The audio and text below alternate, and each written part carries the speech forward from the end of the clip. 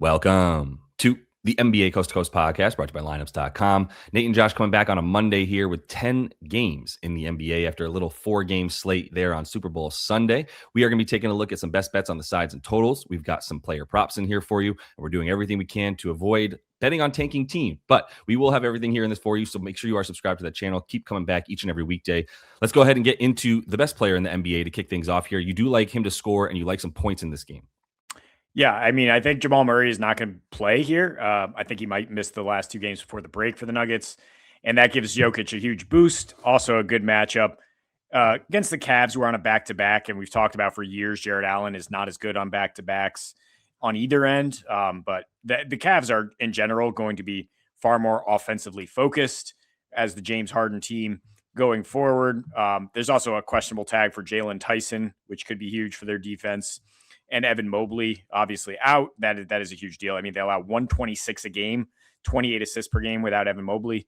So even with Mobley patrolling alongside Jared Allen, Jokic has a triple-double, 3 straight matchups with JA, 57 PRA. And that's on 28% usage. And without Murray, we project up to like 34% usage. That's where he's been at since the start of 24, scoring 31 a game without Murray. Also sees an uptick when Aaron Gordon sits. And per Matt Moore, the Nuggets, Locked On Nuggets guy, they're 20-4 to the over this season when Jokic plays and Aaron Gordon does not. Makes perfect sense, right? I mean, their defense is abysmal without AG. They had that long stretch where Jokic was playing early in the season where they kept losing to bad teams, giving up like 135 at home and still scoring 130. So that's why the total here has been nuked up from open here. I have the opening line at 232 and still plus money. It's up at about 240 most places because people are seeing what the Cavs look like with Harden. They're expecting the Nuggets to be offense first, defense optional. And I mean, rather than worrying about which guys on the Cavs are going to hit their props, I'm just going to take the sun, moon, and stars for the Nuggets and then expect the Cavs to come back with their points. Yeah, that all sounds fine. I actually I don't mind the boards in this either. I think he just dominates really. The points actually scare me a little bit just based on him struggling out the gate, still taking a ton of shots, and then sort of, I guess, just sort of deciding to do it a little bit differently against the Bulls. But that was the Bulls too. So I think it was all close games right now for the Nuggets, and I think they'll continue that in this one, and he'll be out there on his minutes limit of 35 minutes or whatever. I guess that's a minutes limit these days. But let's get to the 76ers and Blazers because I trust the 76ers these days. I'm always going to be wary to say that. And it's not even wary. It's just like the asterisk is, how good is Joel? How healthy is he? And he's been himself over the last 7 games. This team has been really, really dominant. They actually have the number 1 offensive rating in the league in their last 7. They're 6-1, and they're going in opposite directions than the Blazers. I don't know what the Blazers are doing. They're definitely just hurtling towards mediocrity in that 9 seed or 10 seed if they can pull it off. Maybe most likely 11 or 12. And they're a team that didn't make a move at the break. Denny is questionable once again. He's been out, and really, they actually haven't been that different of a team with and without him. And it's partly because they're better with him on offense. I don't want to say they're not a different offense and such. He hasn't made as big of an impact on defense. I'll definitely say that. And really, it hasn't impacted the win-loss. It hasn't really even impacted the amount of points they're scoring per game, such things like that. He's missed 9 games. They're hovering right below 500 in those games, just like they are on the season as well. And that should continue against a Philly team that I guess we're just still not giving them the requisite respect that they deserve. But I think one of the big things for them too is that with Joel out there, they've been the 10th best rebounding team. They've limited opponents to the 10th fewest rebounds per game. And this Portland team, it's important to do that against. It's important to do that. It's important to keep them off the line. And I think that Philly should be able to continue to do that if Embiid is out there. Now, I think even if Embiid is not out there, you're missing enough guys for Portland, including Shaedon Sharpe, for example, right? Like that offense is just going to continue to struggle if it doesn't have all of Shaedon Sharpe and Denny, and you could add guys like Jeremy Grant out there. Scoot is out there for a minutes limit. It's just all sort of like testing the waters, and Philly's making a play in the East here to keep moving forward. So I think they're going to keep the momentum going and cover a small spread on the road. Yeah, it's a good look. I mean, Portland, beat Memphis twice in a row where Memphis is throwing out the G League squad. I'm not a believer in Portland, and it's a bad matchup for them offensively. Even if Avdia plays, like you just have such good length and size at the 3-4 for the Sixers with Oubre and Barlow now both playing. If Embiid is out, I think you kind of like the under here, but I like the Sixers either way. Going over to the crypto arena. Lakers hosting the Thunder. And I'm going to take the Lakers here. I mean, I'm thinking about the over at if it gets as low as 221 again, which it dipped 7 points in some places because we know SGA and Luka are both out. Kind of like a stars out, bets up situation where it's like, all right, I mean, those are obviously the two most important offensive players to these teams, but do you think they're just going to be completely unable to score? I do not. Mostly because these teams, the reason I like the Lakers is they just give you all the corner threes you want, and they're just going to sag in. And the Lakers just kind of unlock some stuff with their new pieces. With now you got Maxi Kleba, Luke Kennard, and you can play those guys and play Vando and still have spacing and actually be pretty solid on defense, at least in a very small sample size of like 2 games, what we've seen. So I trust LeBron to get those guys open. I trust AR to continue cooking off the bench, even if he's on that minutes limit.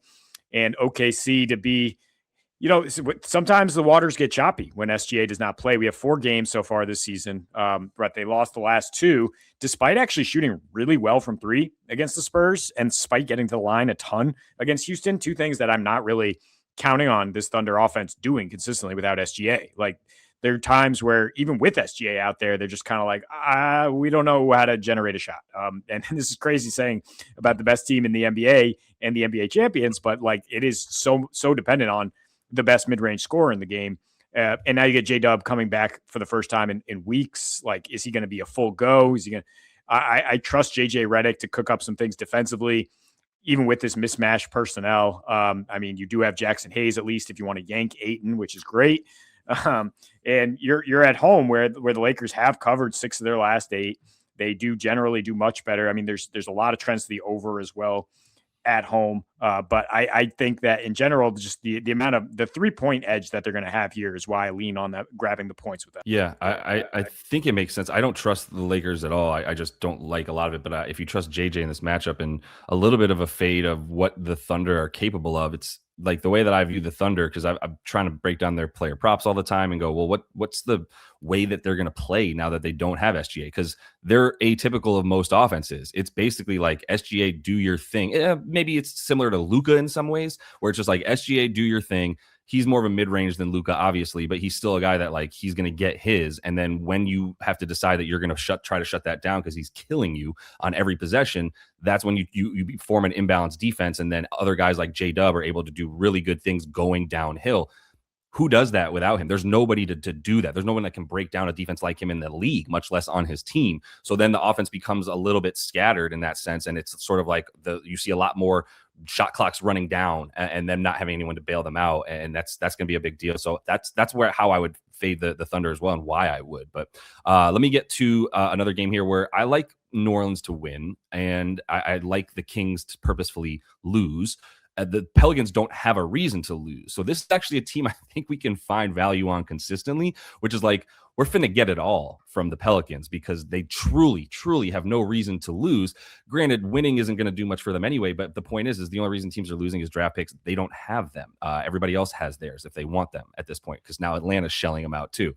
But at any rate, like the Nique Clifford stuff is huge. And I like the negative correlation, and I like banking on the minus 300 money line here for the Pelicans. So I bump up Nique just to 15 points. He's at like 13.5. But this is a part of why you know that the Kings are trying to lose. And this is not even meant to be disrespectful to Nique Clifford, but Zach LaVine is out. DeMar DeRozan's still around. They're still like Malik Monk is still around. They're just like, no, we're good. We're going to play Nique Clifford for 35 to 40 minutes now. And we're going to play guys like Dylan Cardwell coming off the bench. And he's locked up for a 4-year contract with us. We're going to be giving these guys opportunities. Now we have no reason, finally, we have no reason to play certain other guys extra minutes. Not sure if Domas is going to play in this one, but even if he does, looks like he's probably capped at like 24 minutes. Not that it impacts Nique too much. It's really just about Zach LaVine. He's been up about 5.5 minutes per game without Zach LaVine in his last 7. He's also been up about 4.5 points as well without him. So he had that big game with 40 minutes and hit did he have 30 in that game? Yeah, he had a huge game in this last one.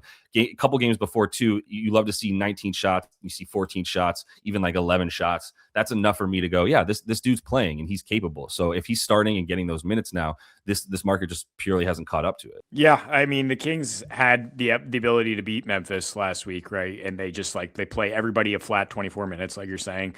They just pull guys who could be competitive. It's like they finally listened to all these podcasts, like shaming them and all the smart guys around the league being like, what are you doing? You're just sitting in the middle. The Bulls did too. They're like, we're just going to blow everything up then. We're just going to play a bunch of young guys and tank for draft position. And it's a problem. Yeah, they, like we were talking before the show, they really need to fix the draft situation because you got half the league just trying as hard as they can to not be competitive down the stretch of games. Going player props though, and Miami's still in it, and Utah they're having fun with their team at least, even though they really need to lose to not lose their draft pick. So I mean that's why I like Jaquez. I think this is a good spot for him in terms of pace up. Jazz allow the highest fast break frequency in the NBA, also the most points per game on handoff plays, and that they're not protecting the rim. They're chasing people off the 3-point line actually lately. So it just seems like the connector extraordinaire that is Jaime Jaquez. He's got the ball in his hands a lot. You look through the game log on back-to-backs, which the Heat are here. They just won by 31, and Jaquez only played 23 minutes against the Wiz in that blowout. But back-to-backs in general, way over in 4 of his last 5 in terms of the RA, which I like. I like kind of adding that as well. It's 10.5 at better odds. I think you can bet both of them here, except for getting blown out by OKC, where he didn't play that much. But over in 4 of the last 5, that's what I'm saying, on back-to-backs. Usage rate much higher at home in terms of the scoring, and you're going to expect a lot more usage if we get no Norman Powell, who has back tightness, if we get no Tyler Hero still, who's been on the shelf, and maybe Pelle Larsson as well. I mean, who else might be out? It's a back-to-back. Anybody could. This season, 5.7 boards, 5 assists when Hero's out. Also scores 2 more points per game without Powell, and the Heat just play a lot more of that egalitarian space and pace offense when they don't have Norman Powell. I'm looking at him. I'm looking at potentially some Khalil Ware as well. Once you get like both Norm and Hero out, you might be looking at some of that. I think some of the stuff that I'd be looking at in this game too, while we're on it real quick, is like live bets. We saw in the fourth quarter last game for Utah, no Lowry Markkanen, no Triple J at all in the fourth quarter, despite being up by 7 going into that fourth quarter against Los Magic, El Magic. Sorry, I'm not good at that, but I think you start looking at Isaiah Collier, Philip Howsky, and Ace Bailey all played basically the whole fourth quarter. 2 of them played 12 minutes, 1 of them played 11. So I think those guys are going to be in line for that type of time in the fourth. If they're up by 12, if they're down by 27, again, in a hat with a cat, doesn't matter where, those guys will play the fourth, and the starters will be out for that one. And then on the other side, I love your Jaime bet too. I think it's a really good look. The aforementioned Dylan Cardwell, I'm also attacking his stuff here. 17.5 PR is great when you look at 8.5 points and about 8.5 boards, right? So that's a pretty nice number here for for him to get 18 on the PR. And I think a double-double is live as well for him. He had one in the last game, and he's up to 25 minutes. And again, this is like a little bit of the underlying, sort of tea leaf reading here for the Kings is they're not trying, and there's 2 guys that they have contracts for, including Dylan Cardwell, that they have locked up on a legit NBA contract at this point. So you're going to play the man over even Maxime Reynaud, like the guys that you pick up off the scrap heap a bit. Yeah, they're nice to haves, and Maxime is sort of in this starting role now, but he's splitting time with Dylan Cardwell. And even if Domas is out there, I still think Dylan Cardwell plays the bulk of the second half, which we've seen happen as well, which is like Domas plays, gets 20 minutes, don't really see him much in the second half. Maxime might start alongside him or whatever, but it doesn't matter. Like, you're getting Cardwell out there for a solid like 15 minutes in the second half, and that's enough for me to love his stuff at this number. He's up at about a rebound chance almost every minute, right? It's like 20 rebound chances per 25 minutes, however you want to extrapolate that number out. So love Dylan Cardwell in a good matchup too, like not a bad matchup with the boo-boo down low stuff for the Pellies. No, it's a fantastic matchup, right? It's top 5, especially if you're a strong center. This dude is built like a freaking truck of bricks. His shoulders have muscles on top of the muscles on top of them. That what led to the GM being like, he could be the next Ben Wallace. Like, so I mean, yeah, he's going to eat glass tonight. I think if you want to isolate anything, it might be the rebounds. But yeah, I mean, New Orleans does not have much defense on the other end if he does get those dump offs. Gonna go under on Ryan Rollins, leaving the assists out here because I mean Orlando has been giving up a lot of spot ups when you look at the larger sample size. But I mean, they are very, very good against the pull up lately, and they do have Jalen Suggs back and healthy. And I think that's the primary matchup on Ryan Rollins here. He's never really dealt with Suggs as a starter. It's going to be kind of a tough adjustment here. He's gone over in 6 straight on the PA, under in his previous 8 games, Ryan Rollins. So we're kind of at the peak of the market when you look at that. I mean, the number has adjusted a little bit for this matchup, but it's still high enough for me to say under. Bucks are also just liable to get clapped here. They're plus 11 in Orlando. Franz might be coming back. That defense, I mean, they'd be very good on both ends if they have their full complement of guys, does Orlando. And Rollins also went under his previous 7 with KPJ active in January prior to KPJ coming back here. Then they both go over. They both have very good success against the aforementioned Pelicans in overtime and the Pacers, who are just kind of packing it in as well. And now we might be adding usage suck Cam Thomas to the fold, right? Whether he comes off the bench or not. And Bucks are just going to kind of play that 90s, early 2000s ball that Doc Rivers is used to, where it's just like, yeah, we need an ISO scorer. Like, let's let Cam shoot more. So takes the ball out of his hands a lot for Rollins. I mean, KPJ coming back already hurts the assists, but I think it just hurts his scoring opportunities, and the matchup just very tough against Suggs and company. Yeah, that's how I'd be reading everything happening in Milwaukee. It's just wild how much, like, when KPJ is there, put it this way, when KPJ and Giannis are playing, Ryan Rollins is pretty good. When Ryan Rollins and just Giannis are playing, Ryan Rollins is very good. When KPJ is out there and there's no Giannis, Ryan Rollins is nothing at that point. Like, Giannis isn't there to help him set him up. KPJ is not looking for him. His minutes often come down a bit. So I'd be worried about all that stuff. I don't know if you can bank on minutes coming down for him, but you can bank on minutes for KPJ continuing to go back up. He played 29 in overtime, including overtime. So he really played 24 normal minutes coming back from injury. You don't want to continue to bank on that, because when KPJ is on the floor with Ryan Rollins, direct correlation to his stuff dropping. And like I said, Giannis actually tempers some of that because he's so good and impactful, has the ball in his hands more than KPJ does when they're all 3 of them are out there. You could still bet on Ryan Rollins as long as Giannis is around. But KPJ is just, like you said, a usage suck from him. And when Cam Thomas comes around, man, yeah, Cam Thomas is just going to, I'm actually looking forward to it. It is going to just completely devastate Ryan Rollins stuff moving forward. But Jalen Johnson, not afraid of this matchup. That's the only reason you wouldn't take this. This man is leading the league in touches in his last 5 games. He's 5th in the league in touches on the season anyway. And that includes like 11 games with Trae Young. So that says something, I would say, at this point in the season. He's been incredible in those last 4. He's played some easy teams while averaging 52 PRA per game. He's played the Jazz. Yep, we'll call them an easy team. He's played the Pacers. We'll call them an easy team. We're not going to call the Hornets an easy team. That's a top 5 defense at this point in the last 15 games. They're 5th, to be specific. Miami has been the number 1 defense in the last 5, has been the number 8 defense in the last 15. So they're back to what they're doing on defense. And Jalen Johnson's still going over against all these cats because it's his squad. And it's been officially his squad since Trae Young was gone. And we were wondering, how is CJ McCollum going to fit in? How like, is Dyson Daniels going to get a few more touches? Actually, he's also questionable tonight once again.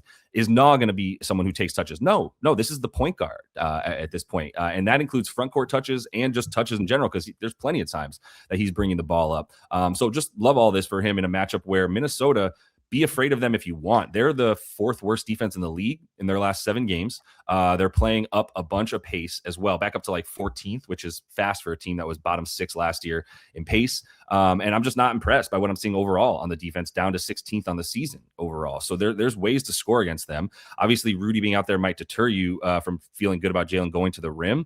He's up to his threes, and the last time he played against this team, got to the foul line while going to the rim and had 49 PRA. So I still think this is a number that, like, at 44.5, you might start to talk me off of a number like that for Jalen Johnson. Until we get there, like, he is that good in all categories. Yeah, you're right to just fade this Wolves defense. I mean, they did get embarrassed by Kawhi Leonard yesterday, so maybe there's a little bit of get back. But their primary defenders, I mean, is JDM going to be like shadowing this guy? Like, I mean, it's not even like he's the same kind of ISO scorer anyway. I mean, it's all just like be the hub, catch it and move, take the shots when it comes back to you. And with Dyson potentially out, with Porzingis obviously moved on, just going to be better opportunities and more touches for him.